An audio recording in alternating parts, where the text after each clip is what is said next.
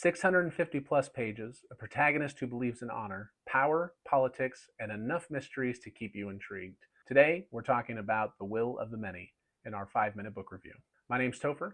Welcome to the library. The Will of the Many follows an orphan named Viz, drawn into a ruthless hierarchy, and he is tasked with infiltrating an academy of students where everything is about status and secrets, but he's balancing not just his own survival, but so many different aspects of people that are wanting him to play on their side as he himself has his own methods and purpose behind what he's doing. There are so many themes in this book.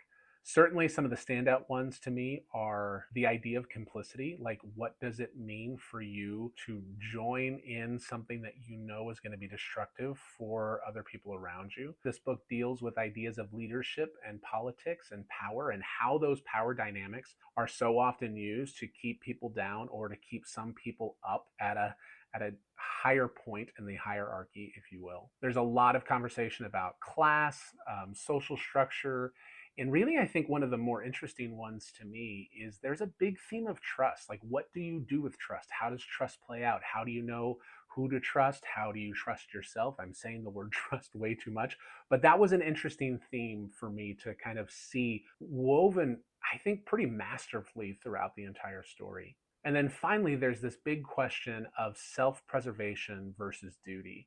And what do you do with that? How do you hold that intention in a meaningful way? And what does that look like to play out in someone's life? As I stated earlier, the primary protagonist's name is Viz, and there are a lot of characters in this novel. If I'm being honest, I didn't know how to pronounce many of them, and it wasn't until I got to the end of the book that I realized that there was a glossary of names and places and how to say them, which would have been helpful to know at the beginning. So I'm not even going to try and say any of the names, but there are a lot of characters in this book. It's very sweeping and epic. Cards on the Table. This is also one of the books that I haven't been able to stop talking about. I made a video of 5 of those books that I haven't been able to stop telling people about and I just won't shut up about. And this is very much highlighted in that video because so many things just really worked for me. I've never read anything else by James Islington or Islington. I'm not sure which one. But this book truly is masterfully plotted. It's masterfully woven.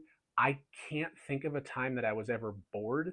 There were certainly low moments where, it might have felt like it wanted to drag, but it never really got to that point. There was always this forward momentum, and the way in which he uses the plot devices throughout the novel I thought was really, really intriguing and engaging. Another thing that really worked for me are the tropes. And I know that tropes can be like a bad word for some reason nowadays, but really, like, there are so many tropes in this book, but he does them so well and he executes them at such a high level that you're reminded as to why you like those tropes to begin with, why those tropes have lasted as long as they have. The world building also, I'm going to sneak one more in. The world building also and the magic system that exists are they're just top notch. Like, there's so many things about this that just really, really work for me.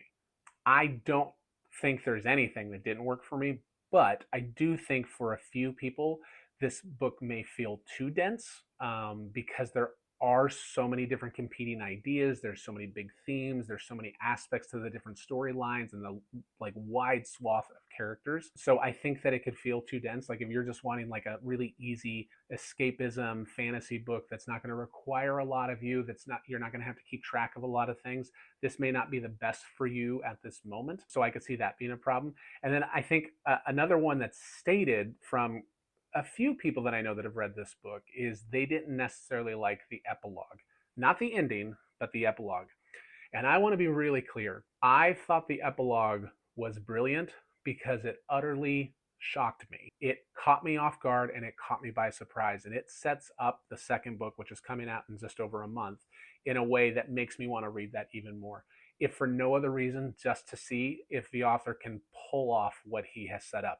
But I definitely know that the epilogue and kind of the parts of the ending didn't land as well for some people. But I think when you recognize that this is the first book of a series, the story's not finished yet to make or break the rest of the novel. Now, my final determination always falls into one of 3 categories. Just read it. If you have time, read it.